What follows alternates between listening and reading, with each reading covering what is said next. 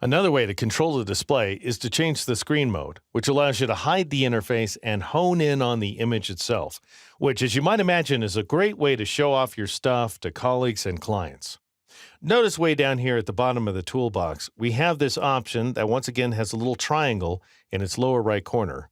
If you click and hold, you'll see a flyout menu of screen modes, starting with the standard screen mode, which is currently active. If you switch to full screen mode with menu bar, you'll go ahead and hide the titles along the top of the image window, and you'll also hide the scroll bars that surround the image, which gives you more room to see the image on screen. And even though you can't see the title tabs up here at the top of the screen, you can still switch between images by pressing Control-Tab, both on the PC and on the Mac. And we can see with this image in particular that it's actually floating behind the toolbox on the left-hand side of the screen and the panels over here on the right. If you want to hide everything, then go ahead and click and hold on that icon once again at the bottom of the toolbox and choose that final option, Full Screen Mode. At which point you'll probably see an alert message, but I'm going to tell you what's going on. So just go ahead and click on full screen so that you can see the image all by itself with no interface whatsoever. But once again, you can do anything you want inside of the image. For example, you can press the space bar in order to get the hand tool and drag the image around.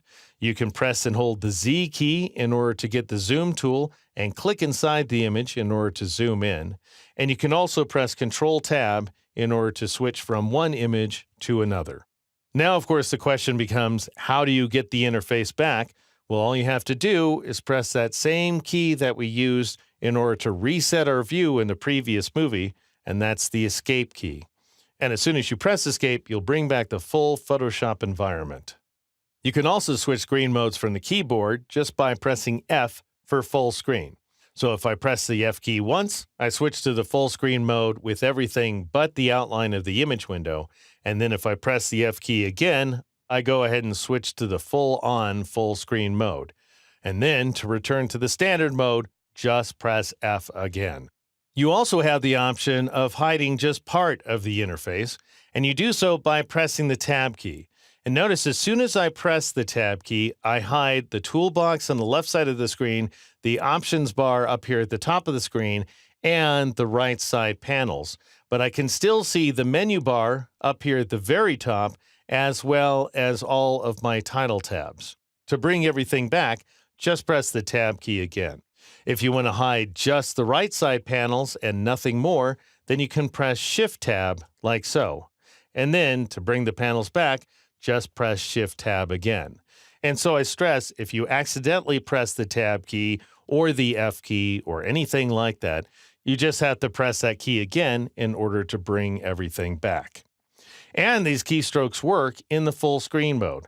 So if I press the F key a couple of times in order to switch to that absolute full screen mode, I can press the Tab key in order to bring back the toolbox and the options bar and my right side panels. And then I can press Tab to make them go away again. Or I can press Shift-Tab just to bring back the right side panels and then press Shift-Tab to make them go away. Another way to work is to hover over the left-hand side of the screen in order to temporarily bring up the toolbox. And then I could go ahead and switch back to the hand tool, let's say, so that I'm no longer seeing that rotate view tool. And I can hover over the right-hand side of the screen to see the right side panels.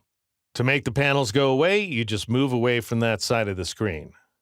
And now, just so that we have the least intrusive cursor possible, I'll go ahead and press the M key to switch back to the rectangular move tool, and I'll move it down here to the lower right corner.